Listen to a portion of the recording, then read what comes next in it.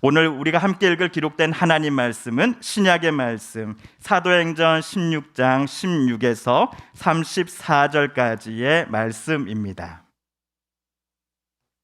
신약 215쪽경에 있는 사도행전 16장 16에서 34절까지의 말씀, 우리 한 목소리로 함께 하나님 말씀을 읽도록 하겠습니다. 사도행전 16장 16절부터 우리 한 목소리로 함께 읽겠습니다. 시작.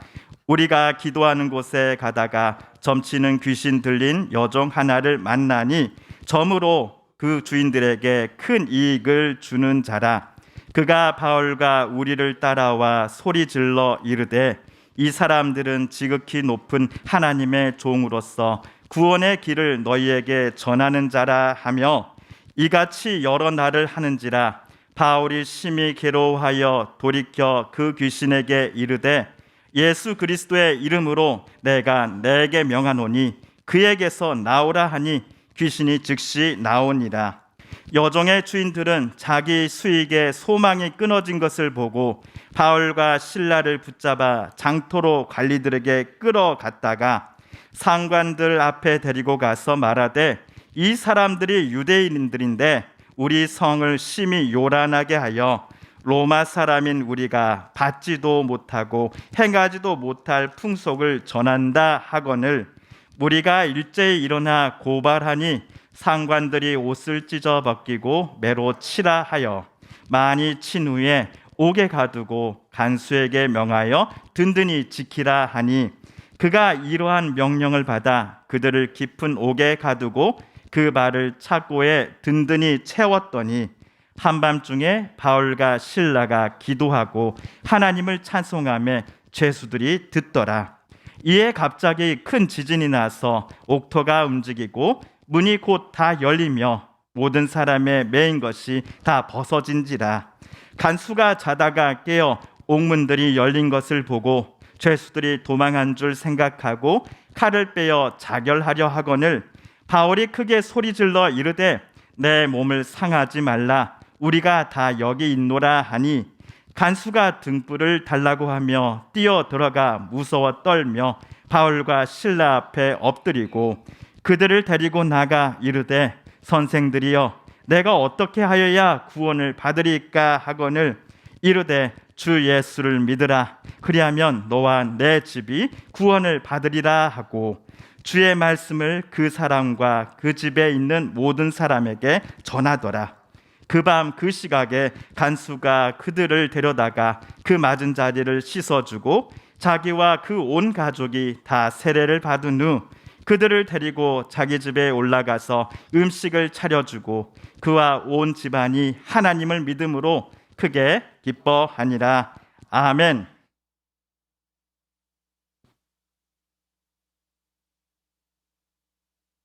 한국의 많은 교회들이 성도님들께 전해주고자 제작 또는 구매하는 말씀 액자 중 단연 1순위는 아마도 이 말씀이 아닐까 싶습니다. 욥기서의 말씀이지요. 내 시작은 미약하였으나 내 끝은 창대하리라. 하지만 엊그제 우리 매일 성경 퀴즈에서도 이 구절이 하나님의 말씀입니까? 하나님의 말씀이 아닙니까? 라고 물어보는 문제가 있었지요. 여러분 정답으로 무엇이라고 적으셨습니까? 하나님의 말씀이 아니다라고 X표를 하셨지요. 예, 그 답이 맞습니다. 자, 그럼 도대체 이 말을 누가 한 말입니까? 욥인가요? 그러면? 욥도 아니죠. 이 문장은 욥의 세 친구 중 한 명인 빌닷의 것입니다. 어떤 맥락에서 빌닷이 이 말을 했는가 하면 욥, 자네 자녀들이 주께 죄를 많이 지었으므로 주께서 그들을 그 죄에 버려두신 것이야. 하지만 자네가 지금이라도 하나님을 찾으며 전능하신 이에게 간구한다면 하나님께서 반드시 너를 돌보시고 자네의 처소를 평안하게 해주실 것이라네. 내 시작은 지금처럼 미약하지만 자네의 나중은 심히 창대할 것에. 그러니 지금이라도 당신의 교만함을 버리고 어서 속히 하나님 앞에 나아가 당신의 죄를 자복하게 라고 말했던 것이죠. 방금 말해서 빌닷이 자기 친구 욥을 어떤 눈으로 어떤 마음으로 바라보고 있는지를 우리는 느낄 수 있습니다. 하나님은 욥을 의롭다라고 인정해 주시는데도 빌닷과 나머지 친구들은 욥을 범죄자라고 꾸짖고 있었습니다. 자네가 지금이라도 죄를 행하였기에 이런 큰 고통을 받고 있다는 것을 솔직히 인정하고 내가 죄인이요 하고 하나님 앞에 회개한다면 지금의 상황보다는 반드시 좋아질 걸세 라고 빌닷이 얘기한 것이 바로 내 시작은 미약하였으나 너의 끝은 창대하리라 입니다. 그렇다면 이 사실을 우리가 알았으니 이 구절을 사용할 때에 전보다는 훨씬 더 신중해야 되겠죠. 만약 우리가 성경 내에 어떤 구절을 인용하고 싶다면 반드시 어떤 문맥 속에서 누가 언제 무엇을 말하고자 한 말씀인지를 살펴보는 일이 반드시 선행되어야 할 것입니다. 성경에 적힌 구절이라고 해서 묻지도 따지지도 않고 사용해서는 안 된다는 것이지요. 자, 한편 우리나라에서 말씀 액자 판매 제2순위는 그러면 무엇일까요? 아마도 이 말씀이겠죠. 주 예수를 믿으라, 그리하면 너와 내 집이 구원을 받으리라 라는 말씀이 아닐까 싶습니다. 반면 오늘 우리가 읽은 사도행전 16장 31절의 말씀이기도 하고요. 하지만 여러분 이 이야기를 들으시면서 조금 겁이 나실 겁니다. 자, 앞에서 내 시작은 미약하였으나 내 끝은 창대하리라 라는 말씀 액자에 우리가 조금 데이지 않았습니까? 그래서 어떤 분들은 이렇게 생각할지도 모르겠습니다. 사도행전 16장 31절 이 말씀도 방금 욥기 말씀처럼 우리가 인용해서는 안 될 구절이란 것을 모르고서 무작정 사용해왔던 구절 중 하나였다라고 지금 임 목사 말하려고 하는 거요? 라고 약간 겁을 먹고 계신 분도 계실지 모릅니다. 자, 그렇다면 이 시간 저와 여러분 모두는 오늘 우리가 읽은 이 사도행전 16장 본문을 천천히 한번 읽어보면서 주 예수를 믿으라, 그리하면 너와 내 집이 구원을 받으리라는 구절이 어떤 상황 속에서 누가 누구에게 한 말인지를 확인해 보려고 합니다. 거참 질질 끌지 말고 그냥 맞으면 맞다 아니면 아니다라고 빨리 대답해 주시오라고 답답해 하실 분도 계실겠죠. 하지만 조금만 참아 주십시오. 여기서 얻은 답은 앞으로 우리가 사도행전뿐만 아니라 성경의 다른 말씀 구절이 새겨진 액자를 구매해서 다른 분에게 이것을 선물로 줘도 되는가라는 우리의 궁금증과 질문에 명확한 해결책을 제시해 줄 것입니다. 자, 우선 오늘 사도행전 성경 본문은 바울 사도와 그의 동료 실라가 빌립보에서 선교 여행을 할 때 일어난 사건에 대한 기록입니다. 그리고 나서 몇 년 후 빌립보 지역에 세워진 가정교회 그리고 성도들에게 바울이 써서 보낸 편지가 바로 빌립보서이지요. 바울과 실라 일행이 빌립보에 맨 처음 도착했을 때부터 그들을 늘 함께 했던 사람이 한 명 있었습니다. 어떤 여인이었는데요. 바울이 빌립보 내에서 가고 들르는 곳마다 이 여인은 먼저 도착해서는 그들을 기다리고 있었습니다. 이 여인은 바울 일행의 스케줄 매니저가 아닐까 싶을 정도로 그들의 일정을 모두 다 알고 있었습니다. 이 여자는 그들의 뒤를 졸졸 따라다니며 바울과 실라 이 사람들은 지극히 높으신 하나님의 종들인데 여러분에게 구원의 길을 전하고 있습니다 라고 빌립보 사람들이 다 듣도록 외쳤습니다. 이 여인이 바울을 따라다니며 주변 사람에게 외쳐준 말은 바울이 빌립보 사람들을 만나면 해주고 싶었던 말 중에 하나였을 것입니다. 언뜻 보기에 이 여인은 바울 선교 사역을 도와주는 귀한 조력자처럼 보입니다. 하지만 오늘 바울은 이 여인에게 감사의 말을 전하기는커녕 오히려 그녀를 만날 때마다 귀찮아했다, 심히 괴로워했다라고 쓰고 있습니다. 그 이유가 오늘 16절에 나옵니다. 16절을 다시 한번 읽어볼까요? 시작. 우리가 기도하는 곳에 가다가 점치는 귀신 들린 여종 하나를 만나니 점으로 그 주인들에게 큰 이익을 주는 자라. 사도행전에 따르면 그녀는 귀신 들린 여인이었습니다.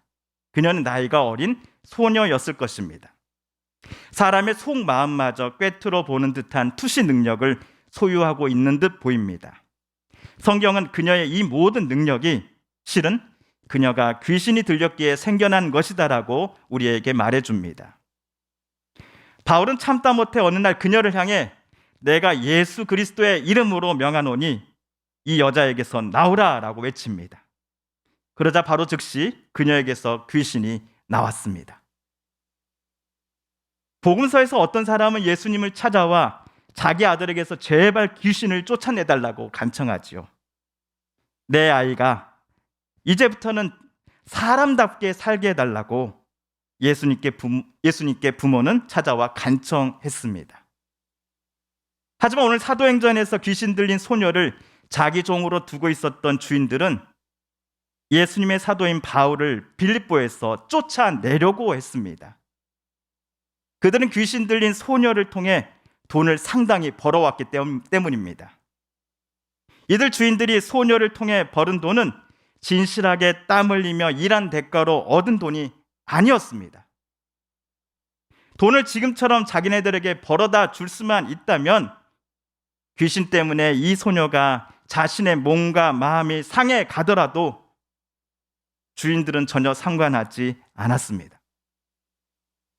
그런데 이들 주인들의 수입원을 바울과 실라가 막아버렸으니 그들이 바울을 얼마나 싫어했을지 충분히 상상이 가시지요. 그들은 바울과 실라를 불법적으로 체포해서는 치안관들 앞에 데리고 갔습니다. 그들을 고발했습니다. 로마 시민인 우리로서는 도저히 받아들일 수도 없고 실천할 수도 없는 부당한 풍속을 이 사람들은 선전하고 있습니다라고 말하였지요. 이에 치안관은 소녀의 이 주인들의 말만 듣고서는 바울과 실라의 옷을 찢어버리고는 그들을 심하게 매질하고 감옥에 쳐넣어버렸습니다. 바울과 실라가 감옥에 갇혔을 때 그들의 심정이 어떠했을까요? 그 심정이 오늘 25절에 나옵니다. 시작. 한밤중에 바울과 실라가 기도하고 하나님을 찬송하며 죄수들이 듣더라. 그들은 주님을 원망하기는커녕 오히려 하나님을 찬양하고 있었다라고 누가는 기록합니다. 하지만 우리 성도님들께서 보실 때 지금 바울 일행의 태도가 이해가 되십니까? 귀신으로 고통받고 있는 한 빌립보 소녀로부터 귀신을 내쫓아 줬건만 감사 인사를 받기는커녕 오히려 매를 맞고서 감옥에 갇히게 되었으니 만약 저 같았으면 너무나 황당했을 것 같습니다. 아니면 귀신이 그 아이를 어떻게 괴롭히든지 또한 그녀를 통해 주인들이 얼마나 부당하게 이익을 취하든지 간에 전혀 상관하지 않겠다라는 마음으로 그때 그 소녀를 그냥 모른 척하고 원래 가던 길 갈 걸 하는 후회를 뒤늦게 했을지도 모릅니다. 그리고 주님의 이름으로 일하다가 결국엔 감옥까지 오게 됐으니 날 그냥 내버려 두는 것처럼 보이는 예수님을 원망했을지도 모릅니다. 이 자리에 나오신 우리 성도님들 중에서도 예수님 때문에 안 봐도 될 손해를 입었다든지 예수님의 이름으로 남을 섬기고 사랑하다가 오히려 뜻하지 않는 모함과 음해 비슷한 일을 당하셨을 법한 경험 갖고 계신 분이 분명 계실 겁니다. 주변 사람들은 안타까운 마음으로 우리 성도님들께 이렇게 말했을 겁니다. 무슨 오지랖이야. 당신 것이나 놓치지 말고 다 찾아가면서 살면 되지. 그 사람한테 뭐 그렇게까지 신경 써주고 그래. 제발 남들 사는 것처럼 당신도 당신 것 제일 먼저 우선 챙기고 살아. 하지만 그 당시 우리 성도님들은 그 어떤 사람의 슬픈 눈망울을 쉽게 모른 척 내가 가던 길 그냥 가고 그 사람을 지나칠 수 없으셨던 것 아니었겠습니까? 무엇보다도 우리 성도님들 안에 예수님의 목소리가 울려 퍼지면서 그 사람을 예수님의 마음으로 바라보게 되었던 것 아니셨습니까? 예수님만 아니었더라면, 내가 예수 따른 사람만 아니었다면 정말 우리는 남들에게 바보 소리를 안 들었을 것입니다.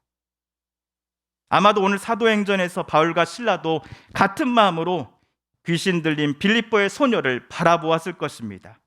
예수님의 마음으로 말입니다. 그리고 그녀에게서 귀신을 쫓아냈던 것입니다. 예수의 이름으로 말입니다. 그런데 바울과 실라가 감옥에 갇힌 그날 밤 갑자기 큰 지진이 빌립보에 일어납니다. 그러자 감옥의 모든 문이 열렸고 모든 죄수의 수갑이 풀렸습니다. 간수는 죄수들이 모두 달아난 줄 알고서는 검을 빼서 자결을 하려고 했습니다. 감옥에 갇힌 이 중에 십자가 처형을 앞둔 죄수가 있는데 그가 만약 탈옥을 하였다. 그 경우 로마법은 그 감옥의 간수에게 십자가 처형을 대신 내렸기 때문이었습니다. 아마도 오늘 바울과 실라가 갇힌 감옥에도 무서운 형벌을 앞둔 죄수가 있었던 것 같습니다. 하지만 이때 바울은 큰 소리를 외치며 그 간수의 자결을 즉각 막습니다. 그대는 스스로 몸을 해치지 마시오. 우리 모두 그대로 있소.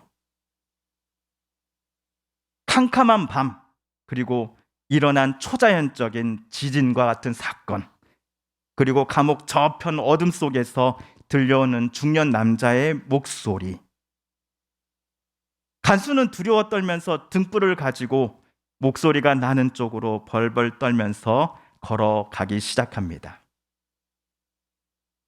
간수는 로마 사람이었습니다. 로마 사람들은 지진과 같은 자연현상은 하늘의 신이 땅으로 내려오는 것을 가리킨다라고 믿었습니다. 실제로 로마 제국의 한 영토인 루스드라라는 곳에서 바울이 선교 여행을 할 때 나면서부터 못 걷는 사람을 그가 예수의 이름으로 일으키고 걷게 만들자 그곳 사람들은 바나바는 제우스라고 또 바울은 헤르메스라고 부르기 시작하였습니다. 그렇다면 오늘 빌립보 감옥의 간수도 바울과 실라를 사람의 몸을 입고 있는 어떤 신이라고 생각했음이 틀림없습니다. 간수는 두 사람을 더럽고 좁은 감옥에서 데리고 나옵니다. 그리고 그들 앞에서 엎드려서 묻습니다. 선생님들이여, 내가 어떻게 하여야 구원을 받으리까? 간수는 지금 장난을 치고 있는 게 아닙니다. 오늘 지진으로 속된 말로 간수는 몇 초 만에 지옥과 천당을 왔다 갔다 한 사람이었습니다. 그러니 그의 방금 질문은 절대로 가벼운 질문이 아니었습니다. 이 간수의 질문에 대답한 바울의 말이 바로 16장 31절인 것입니다. 함께 읽을까요? 시작. 이르되 주 예수를 믿으라. 그리하면 너와 내 집이 구원을 받으리라 하고. 아멘. 당신 인생의 진짜 주인이 되어주시고 진짜 하나님이신 주 예수를 믿을 때에 너와 내 집이 구원을 받을 것이다 라고 바울은 대답하였습니다. 예수님으로 인해 그 간수 개인과 그의 집 사람들이 받게 될 구원이 구체적으로 무엇인가에 대해서는 오늘 바울은 설명하지는 않았습니다. 다만 34절에서 우리는 바울이 말한 예수님을 믿는 자들이 받을 구원의 힌트를 조금은 얻을 수 있습니다. 34절 제가 읽어보겠습니다. 그들을 데리고 자기 집에 올라가서 음식을 차려주고 그와 온 집안이 하나님을 믿음으로 크게 기뻐하니라. 그동안 누군가를 괴롭혔던 인생사의 문제들, 사람과의 관계 속에서 생겨난 크고 작은 어려움들, 경제적인 힘듦과 앞날에 대한 두려움, 오늘 성경에 나온 것처럼 생사를 급박하게 걱정해야 할 정도로 우리에게 찾아오는 무거운 일들, 이런 것들의 무게에 짓눌려 있었던 이들에게 예수님은 자유와 해방을 허락해 주신다라는 사실을 오늘 빌립보 감옥의 간수와 그의 가족들은 체험하기 시작한 것입니다. 간수와 그 가족들이 예수님만이 주시는 그 참된 자유와 행복을 누리게 된 것의 시작은 무엇이었습니까? 이르되 주 예수를 믿으라, 그리하면 너와 내 집이 구원을 받으리라는 바울의 대답이었습니다.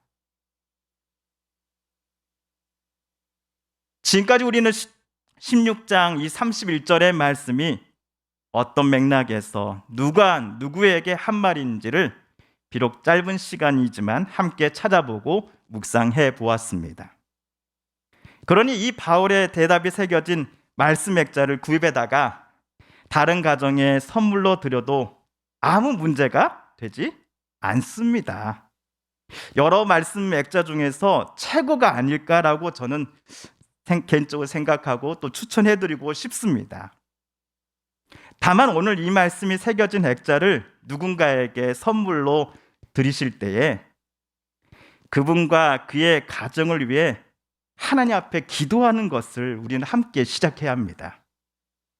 내 삶을 예수님께서 만져주시고 여기까지 오게 해주셨던 것처럼 이제는 내 자녀, 내 이웃, 내 친구도 하나님께서 그들의 삶을 아름답게 빚어주시기를 위해 기도한다라는 이 선물을 우리는 이 말씀 액자라는 것과 함께 그들에게 건네주기 시작해야 합니다. 그들의 눈물을 하나님께서 닦아주시되 언젠가는 그 눈물이 하나님께서 주시는 기쁨과 감격의 눈물로 변하게 해달라는 기도를 저와 여러분은 이 액자를 드리면서 하나님 앞에 함께 드려야 하는 것입니다.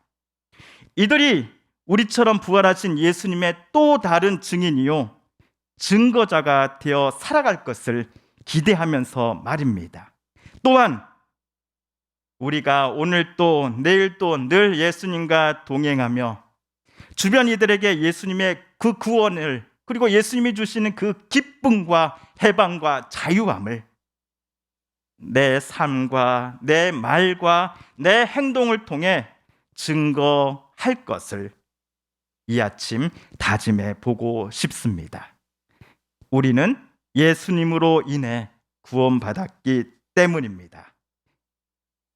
우리 마지막으로 이 말씀 함께 읽으며 오늘 말씀 묵상을 마치겠습니다. 주 예수를 믿으라, 그리하면 너와 내 집이 구원을 받으리라. 아멘.